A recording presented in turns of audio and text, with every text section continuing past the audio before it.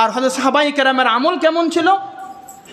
হযরত সাহাবায়ে কেরাম রাদিয়াল্লাহু তাআলা আনহুম আজমাইন যখন শাবানের চাঁদ দেখতেন, বলে দেখার সাথে সাথে তারা কোরআনে কারিমের তেলাওয়াতে মশগুল হয়ে যাইতেন। সুবহানাল্লাহ। বলে কেন? আল্লাহর হাবিব বলেছেন আফদালুল ইবাদাতি তিলাওয়াতুল কোরআন, বলে কোরআন শরীফ তেলাওয়াত সর্বোত্তম ইবাদত। অন্য হাদিসে আল্লাহর পয়গম্বর বলেছেন মান ক্বারা হারফা মিন কিতাবিল্লাহ ফালাহু বিহি হাসানা ওয়াল হাসানাতু বিআশরি আমসালিহা লা আকুলু আলিফ লাম মিম ওয়ালাকিন আলিফুন হরফুন ওয়া লামুন হরফুন ওয়া মিমুন হরফুন। আল্লাহর পয়গম্বর বলেছেন কোরআনে কারিমের একটা অক্ষর, একটা হরফ যদি কেউ পড়ে তাহলে একটা হরফের বিনিময় আল্লাহ তাআলা 10টি করে নেকি তার আমলনামার মধ্যে দেয়া দেবে। কোন আল্লাহ বলছেন মান জাআ বিল হাসানাতি ফালাহু বিআশরি আমসালিহা, বলে 10 তো দিবেই। আল্লাহু ইউদাইফু লিমান ইয়াশা, আমি আল্লাহ 10 গুণ থেকে অধিক পরিমাণে তোমাদের এই কোরআনের তেলাওয়াতের সওয়াব আমি আল্লাহ বৃদ্ধি করে দেব। আজকে আমরা কোরআন ভুলে গিয়েছি। এই রমজান আসলে কোরআন তেলাওয়াত করি, আবার প্যাকেট করে বান্ডিং আকারে তৈরি করে রাইখা দিই টাকের উপরে, আবার 1 বছর আসলে এরপরে কোরআন ধরি। কি ভাই, কথা সত্য না? আল্লাহু আকবার। আবার কেউ বলে কোরআনটা পুরান হয়ে গেছে, ঘরের ভিতরে টেলিভিশন আছে, টিভি আছে, এগুলো যদি ছাড়ি তাহলে কোরআন থাকলে গুনাহ হবে, যাও এটা মসজিদে দিয়ে আসো। আরে শান্তির প্রতীক, শান্তির পায়রা হলো কোরআন। ঘর থেকে কোরআনে কারীম শান্তি রহমত বের করে আপনি মসজিদে দিচ্ছেন, আর নভেম্বরটা ঘরের ভিতরে ঢুকাতেছেন আপনি। কি গোড়ারান্ডা রহমত আসবে, বরকত আসবে? স্বামী স্ত্রীর মধ্যে শান্তি নাই, ছেলে মেয়ের মধ্যে শান্তি নাই, সমাজের মধ্যে শান্তি নাই। একটাই কারণ, আজকে আমরা কোরআন ছেড়িয়ে দিয়েছি। তো সাহাবায়ে কেরাম শাবান মাসে অধিক পরিমাণে কোরআনে কারিমের ইহতিমাম করতেন, কোরআনে কারিমের তেলাওয়াত করতেন। রমজানের আগেই আমলের অভ্যাস তৈরি করেন। দ্বিতীয় নাম্বার, যাদের জাকাত আসতো সাহাবায়ে কেরাম বলে জাকাত হিসাব করে জাকাত দেওয়া শুরু করে দিতেন। বলে এই জাকাতের মধ্যেই গরিব অসহায় দরিদ্র মিসকিনদের বলে তাদের খাদ্যের একটা অংশ তোমাদের জাকাতের মধ্যে রয়েছে। হযরত সাহাবায়ে কেরাম রাদিয়াল্লাহু তাআলা আনহু আজমাইন, তাদের মধ্যে যারা বিচারক ছিলেন, যখন কোনো কয়েদি থাকতো কয়েদিদেরকে ডেকে আনতেন, আসামিদেরকে ডেকে আনতেন, ডেকে এনে যদি শাস্তির যোগ্য হতো শাস্তি দিতেন, আর যদি শাস্তি না দিতেন তাহলে তাকে মুক্ত করে দিতেন। সুবহানাল্লাহ। এরপরে সাহাবায়ে কেরাম নিজেদের কাজ গুটিয়ে নিতেন রমজানের আগেই। বলে কর্মব্যস্ততা সব কিছু সংকীর্ণ করে নিয়ে আসতেন। কেন?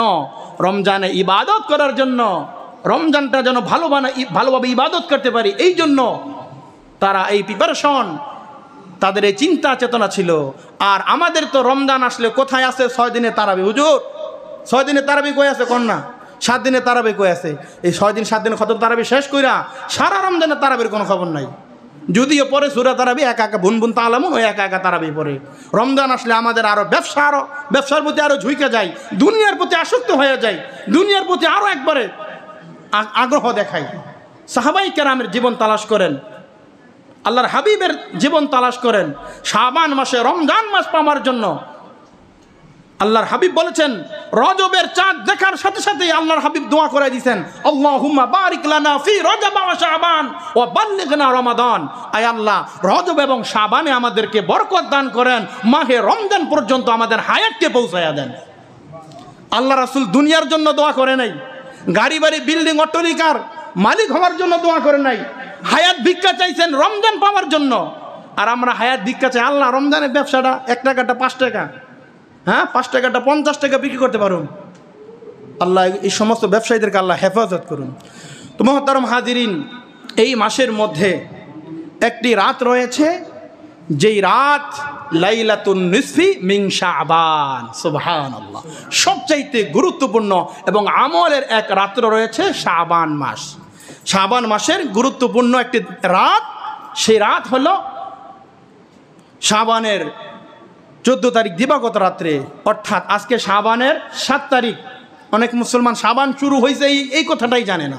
কি শাবান মাসে শুরু হয়েছে, কখন যে রজব জিয়া শাবান আসছে খেয়ালও নাই, জানেও না। আল্লাহু আকবার। তাহলে শাবানের আজকে 7 তারিখ। আল্লাহ যদি আমাদের হায়াতে বাঁচিয়ে রাখেন তাহলে আমরা 14ই শাবান দিবাগত রাত্র, অর্থাৎ আগামী জুমার দিন হলো 14ই শাবান। তো 14ই শাবান দিবাগত রাত হচ্ছে শবে বরাত। এই শবে বরাত সম্পর্কে আমাদের কি করণীয়, কি বর্জনীয়, এটা আগামী সপ্তাহে আমাদের আলোচনা হবে ইনশাআল্লাহ। অনেক গুরুত্বপূর্ণ এই শাবান মাসের 14 তারিখ নিয়ে, এবং এই রাত্রে আল্লাহ নবী কি আমল করছেন, নবীর থেকে কি আমল প্রমাণিত রয়েছে, কোরআন এবং হাদিসের তত্ত্ববহুল আলোচনা ইনশাআল্লাহ আগামী জুমায় আমরা আলোচনা করব।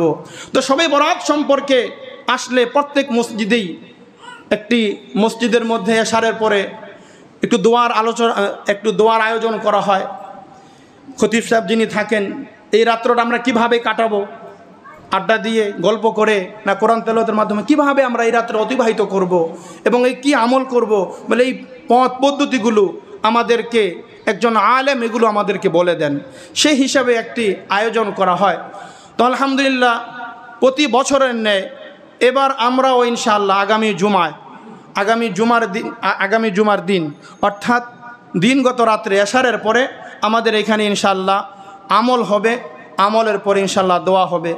তো আমরা সবসময় চাই মুসল্লি ভাইরা যারা আসে, ইতিপূর্বে আলহামদুলিল্লাহ আমরা করে আসছি, তো বিগত বছরগুলোতে একটু ছোটোখাটো করেছি, এবছর আলহামদুলিল্লাহ একটু চিন্তা করতেছি যে আপনাদের সকলকে নিয়ে একটা আমল করার জন্য, একটা কাজ করার জন্য। আমার মুসল্লি ভাইদের মধ্যে এমনও মুসল্লি আছে যে আলহামদুলিল্লাহ যদি কোনো কাজের কথা বলি তারা একলাই এই কাজ সম্পাদন করতে পারে আলহামদুলিল্লাহ, কিন্তু সকলকে অংশগ্রহণ করার জন্য, সকলকে দ্বীনি মহৎ কাজের জন্য শরিক হওয়ার জন্য এবং সওয়াব লাভের জন্য সকলকেই শরিক করতে চাই। এই মহৎ কাজে, ভালো কাজে সকলেই শরিক হতে চাই ইনশাআল্লাহ। ইচ্ছা আছে তো? হ্যাঁ, তাহলে আমরা আগামী জুমা ইনশাআল্লাহ আজকে